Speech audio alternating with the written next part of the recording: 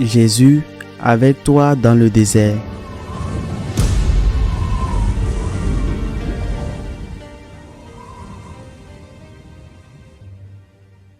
En ce temps-là, Jésus disait aux pharisiens, « Il y avait un homme riche, vêtu de pourpre et de lin fin, qui faisait chaque jour des festins somptueux. Devant son portail gisait un pauvre nommé Lazare, qui était couvert d'ulcères. Il aurait bien voulu se rassasier de ce qui tombait de la table du riche, mais les chiens, eux, venaient lécher ses ulcères. Or le pauvre mourut, et les anges l'emportèrent auprès d'Abraham. Le riche mourut aussi, et on l'enterra. Au jour de la mort, il était en proie à la torture. Levant les yeux, il vit Abraham de loin et Lazare tout près de lui.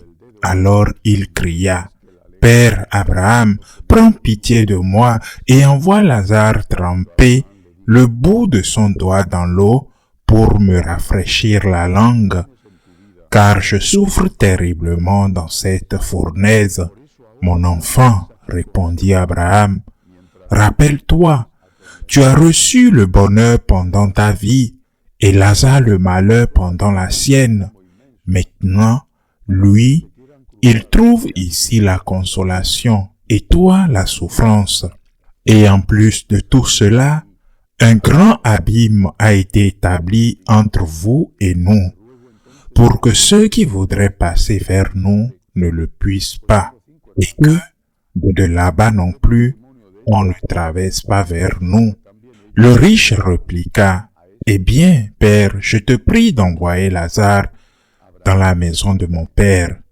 En effet, j'ai 5 frères qui leur portent son témoignage de peur que eux aussi ne viennent dans ce lieu de torture. » Abraham lui dit, « Ils ont Moïse et les prophètes, qu'ils les écoutent. » « Non, Père Abraham, dit-il, mais si quelqu'un de chez les morts vient les trouver, ils se convertiront. » Abraham répondit, « S'ils n'écoutent pas Moïse ni les prophètes, quelqu'un pourra bien ressusciter d'entre les morts, ils ne seront pas convaincus. » Acclamons la parole de Dieu. Ce fragment de l'évangile de Saint Luc devrait d'abord nous apprendre ce que dit l'apôtre Jacques, l'évêque de Jérusalem, dans sa lettre. La foi sans les œuvres est une foi morte. Luther, lorsqu'il proclama son hérésie et divisa l'Église, les terribles conséquences qui survirent, entre autres les guerres de religion qui ensanglanèrent l'Europe, Luther fonde son travail sur un fragment de la lettre de Saint Paul aux Romains. C'est par pure grâce que vous êtes sauvés, mais un principe fondamental de l'interprétation des Écritures est que les textes ne peuvent pas être isolés de leur contexte, ni compris et interprétés séparément d'autres textes, et surtout séparément, de même, contrairement aux paroles du Seigneur. Saint Paul est extraordinaire, mais Saint Paul n'est pas Jésus-Christ. Paul lui-même parle à maintes reprises de la nécessité des bonnes œuvres, quand par exemple il dit et cite une série de péchés, et ceux qui les commettent n'entreront pas dans le royaume des cieux. Nous ne discutons pas de savoir si Saint Paul est plus que l'apôtre Jacques, ou si Jacques a écrit sa lettre pour compléter et corriger ceux qui, à cette époque, interprétaient déjà mal Saint Paul. Nous disons qu'il est très clair de réitérer dans les enseignements de Jésus que la foi sans les œuvres est une foi morte. Il y a vie éternelle, que pour décider si l'on sera avec Dieu ou avec le diable, Les œuvres faites ici sont décisives, bien que cela ne signifie pas, et c'était le véritable objectif de Saint Paul, de croire que vous êtes justifiés d'aller au ciel par vos œuvres. Vous allez au ciel par la miséricorde de Dieu, par le sang versé du Christ. Vous allez au ciel par pure grâce. Mais cette grâce, ce don, vous le rejetez lorsque vous êtes dans le péché mortel et lorsque vous mourrez dans le péché mortel. Le don est toujours un don. Le don est toujours une grâce. Et c'est une grâce, mais elle ne vous est pas imposée. Elle vous est offerte. Le don vous est offert.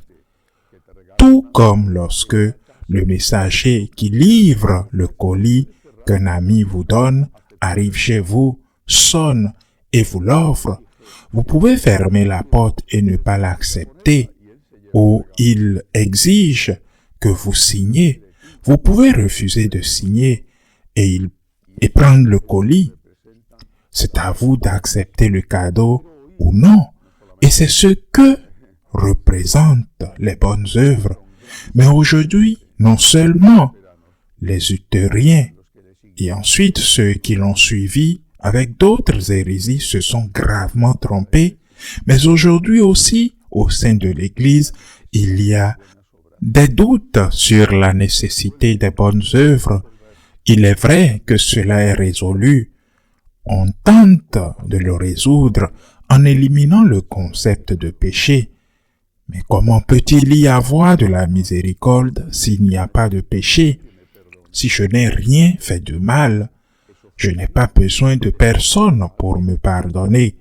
En fait, il est offensant de dire à quelqu'un qu'il n'est au moins pas conscient d'avoir fait une erreur, de dire à quelqu'un que je te pardonne, car il va répondre en disant « et que tu dois me pardonner ». Quand le sens du péché disparaît, la miséricorde devient inutile. La miséricorde vient d'abord par l'amour de Dieu.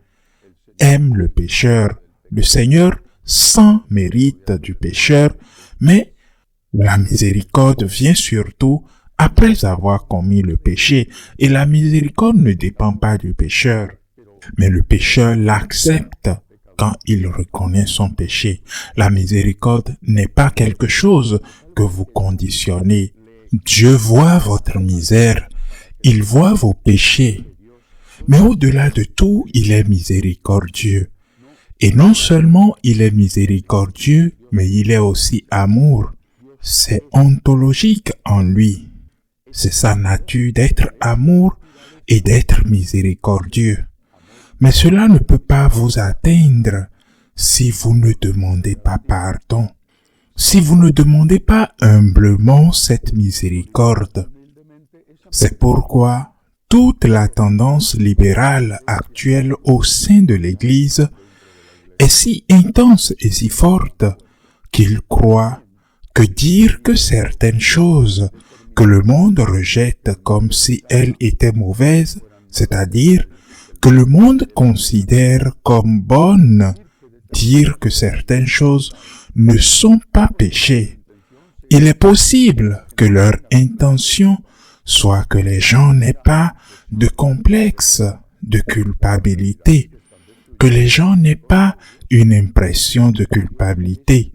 Mais la réalité est qu'ils détruisent la miséricorde de Dieu. Dieu est riche en miséricorde, Dieu est amour, Dieu est miséricordieux, divine miséricorde. Et cette miséricorde que le Seigneur désire ardemment nous donner doit venir à travers notre action de demander pardon. Il est venu guérir les malades. Il est venu sauver les pécheurs. Cette miséricorde que le Seigneur désire ardemment nous donner. Quand vous dites « je n'en ai pas besoin », les luthériens par exemple, ou quand vous dites que ce n'est pas un péché, ceux qui sont enveloppés par le libéralisme aujourd'hui au sein de l'Église. Et c'est le cas. Troisième enseignement de ce merveilleux évangile de Saint Luc, la charité. Et cet enseignement ici est raconté comme une parabole. Le Seigneur le dit dans un autre moment très important quand il parle du jugement. J'avais faim, je t'ai vu nu, j'avais un problème, j'étais seul. J'étais un étranger, vous m'avez aidé. Si vous l'avez fait, venez béni de mon Père. Si vous ne l'avez pas fait, partez maudit de mon Père. Le Seigneur ne dit pas, j'ai eu faim à cause de toi, ou j'étais seul à cause de toi. Le Seigneur ne décide pas, ne définit pas qui est responsable de ma faim ou de ma solitude. Il dit, j'ai faim, et peut-être que ce n'est pas toi qui m'as volé. C'est un autre exemple. J'ai faim et tu peux m'aider. Viens, béni de mon Père. Parce que tu l'as fait. Va-t'en, maudit de mon Père, parce que tu ne l'as pas fait. Une dernière leçon. L'homme riche, dans la parabole, demande à Abraham d'envoyer Lazare, le mendiant, pour avertir sa famille. Et Abraham lui répondit, « Mais s'ils n'ont pas écouté Moïse et les prophètes, qui parlent clairement du jugement, pourquoi écouteraient-ils un homme mort quand il leur apparaîtrait? » Et il a raison. Mais ce mort ressuscité nous a bien été donné. Il nous a été donné en Jésus-Christ. Jésus a ressuscité Lazare. Jésus a ressuscité la fille de la veuve de Naïn. Il prend cette jeune fille par la main et dit, Talitha Koumi, lève-toi. Mais surtout Jésus est ressuscité des morts parce qu'il est Dieu, avec le Père et avec le Saint-Esprit. Les trois personnes divines partagent une seule nature divine. C'est pourquoi la résurrection de Jésus-Christ est l'œuvre du Père et l'œuvre du Saint-Esprit et son œuvre lui-même. On nous a donné un homme ressuscité. On nous a donné quelqu'un qui était tout à fait mort et enterré. Et il est revenu à la vie. Cela devrait suffire pour que nous croyions en Jésus-Christ. Dans tous les enseignements du Christ, ce ne sont pas des paroles des hommes sujettes au changement et à l'interprétation selon la mode. Les enseignements du Christ ne sont ni l'histoire ou la culture, ce sont les paroles de Dieu. Il nous a été donné un ressuscité. Et ce ressuscité nous enseigne par sa seule résurrection, sans autre parole que celle-ci. Il y a la vie éternelle. Nous, catholiques, devons vivre avec cette certitude, non pas avec cette peur, mais avec cette certitude. Il y a vie éternelle. La miséricorde se rit du jugement. Mais il y aura un jugement dans lequel il n'y aura pas de miséricorde, avec lequel je ne pratique pas la miséricorde, car la mesure dont nous utilisons sera celle utilisée sur nous. Ainsi soit-il.